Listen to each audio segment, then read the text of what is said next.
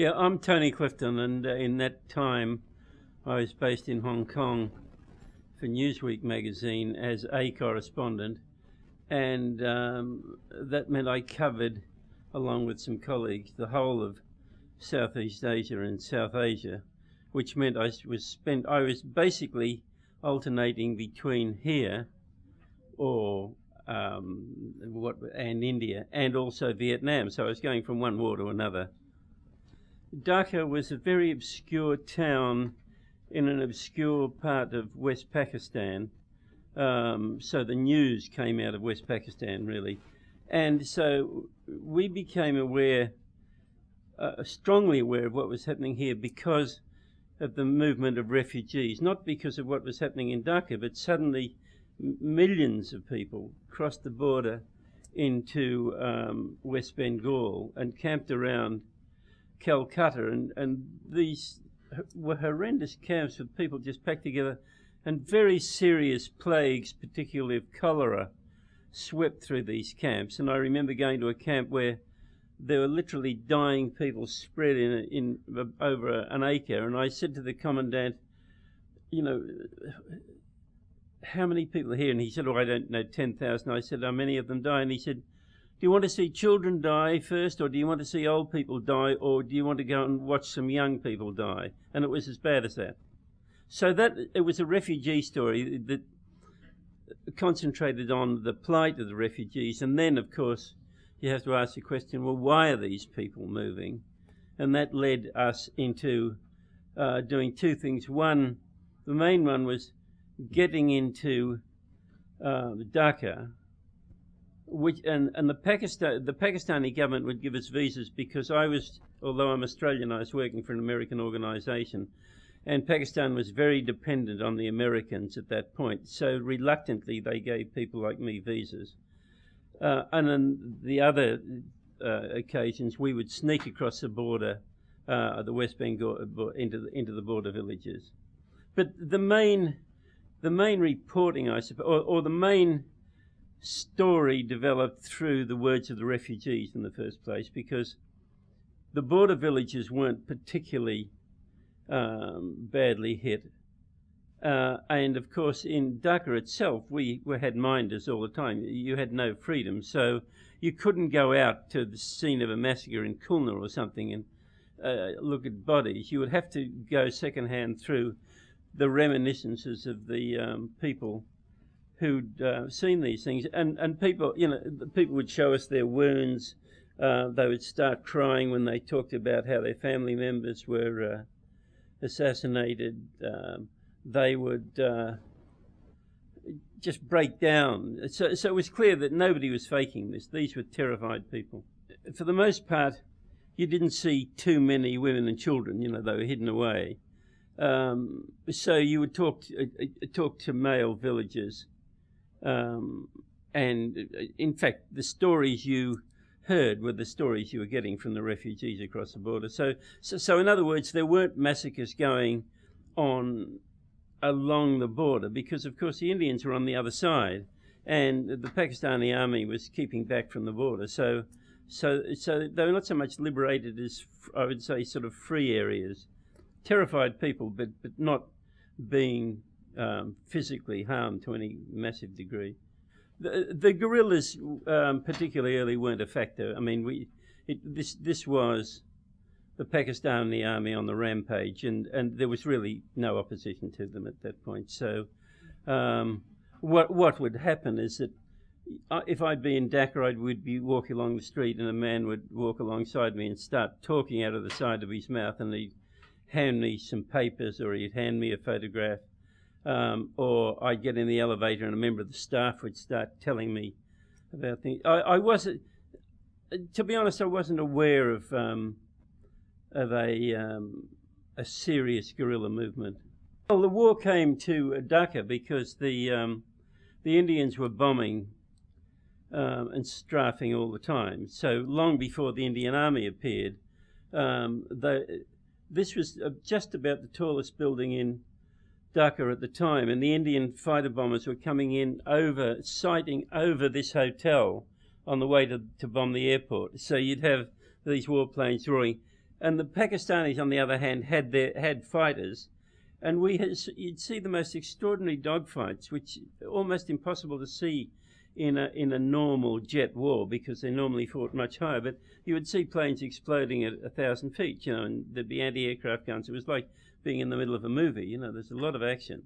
And then we, of course, knew that the Indians were coming, and then the day started to come when they got close to us, and you would see along the horizons tall columns of black smoke, oily smoke that you get from burning vehicles.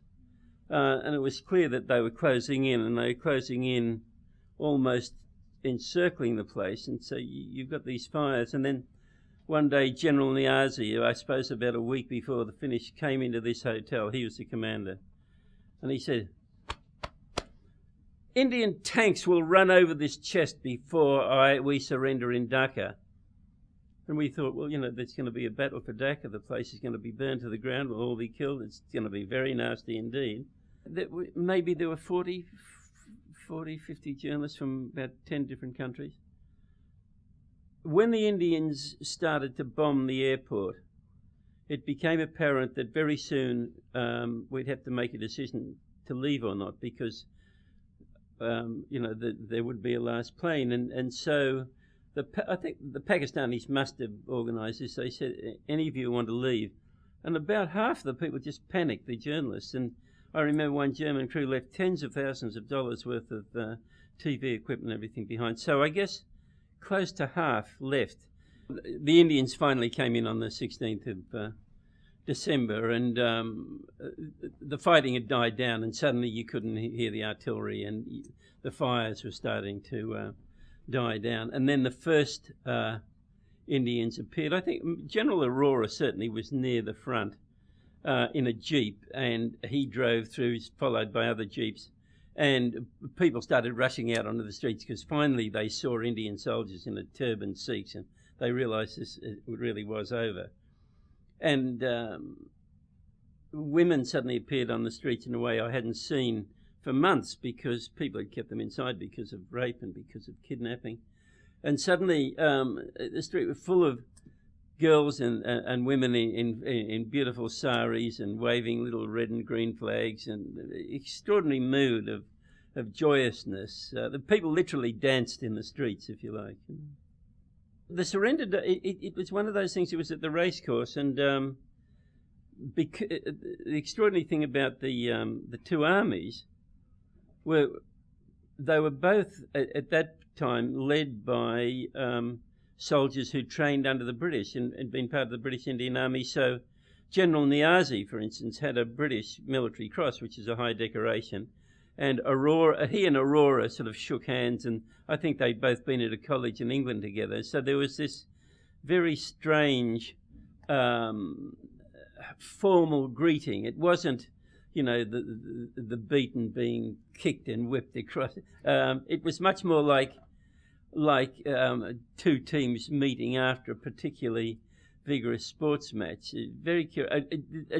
It's the sort of formality you find in the British Army all over the place. These people have the same traditions because they've been brought up in the English manner, and their decorations and their badges of rank are very, very British. So it was a very curious, given what we'd known had happened in the past, the formality of it was rather curious.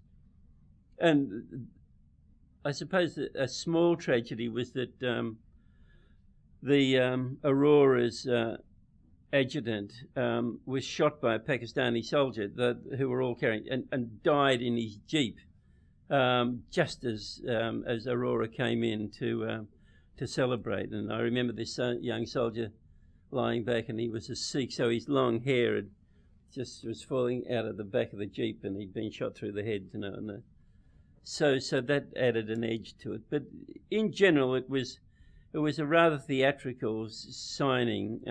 It seems to me that it must have been in the evening, because I remember the television lights, and they'd set up tables for the signing, and it must have been, I think, early evening.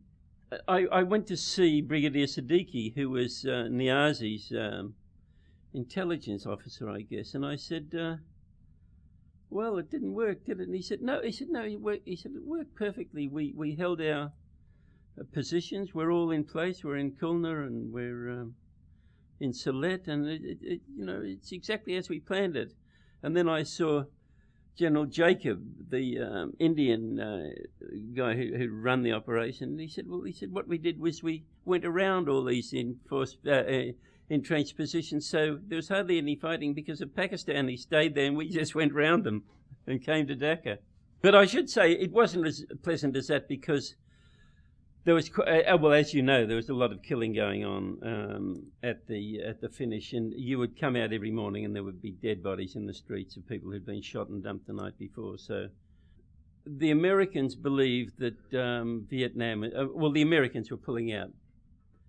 So there was the firm belief that in the domino theory that Vietnam would go communist, and then it would take it moved down into Southeast Asia, go through Malaysia into Singapore.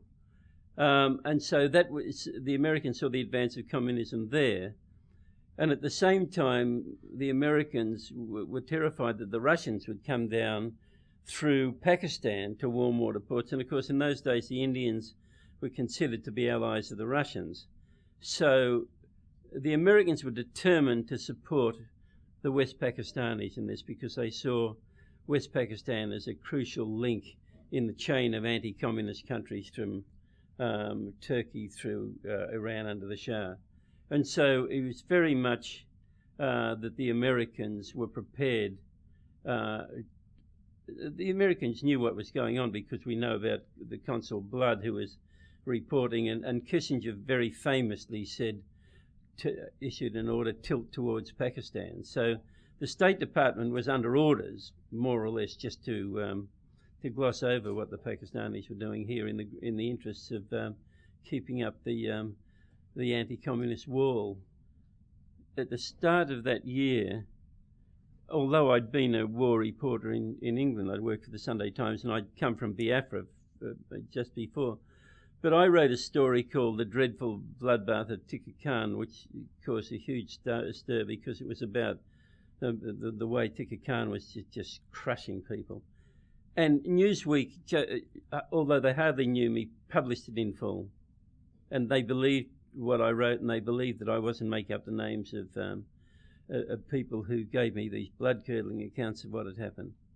And so I was treated very well, and I also, to this day, think this was a war where the press played a more than observer role. I think that we really, I'm proud of what we did, because we really drew the world's attention to what was a fairly unimportant war in the world context going on here. And we spent a lot of time and a lot of money and went to a lot of dangerous places to get the story. And I think the story echoed with the people who are reading about it. And I think that there was a sympathy towards the freedom movement here, which might not have occurred at another time. You know, journalists go in as neutrals, and quite often you find that there are really bad guys and there are really good guys. And in this case, it was fairly easy to see who the good guys are. And of course, in retrospect, seeing the way Pakistan has fallen apart, can you imagine if somehow Pakistan had managed to hang on here? You know, you would have had a military dictatorship here and Taliban bases up the road. It just would have been awful. So it was very important that Bangladesh broke away then. And then seeing it now, I haven't been here for about 8 or 9 years, and it's quite extraordinary the way this city's exploded. You know, it really was. You know, it's a backwater when I spent most of my time here. Now it's this enormous, vibrating city. Oh, it wouldn't have occurred to me. You know, it's and I was astonished when I was asked to come over here 40 years later. You know, I thought, God. I mean, I always felt self-rewarded because I thought we did very well in that story, so I didn't need any more reward. But it's very not only gratifying that you get a formal recognition from the government, but for the government to bring you here and show you the new country is even more rewarding. So the whole thing has been a wonderful experience for me.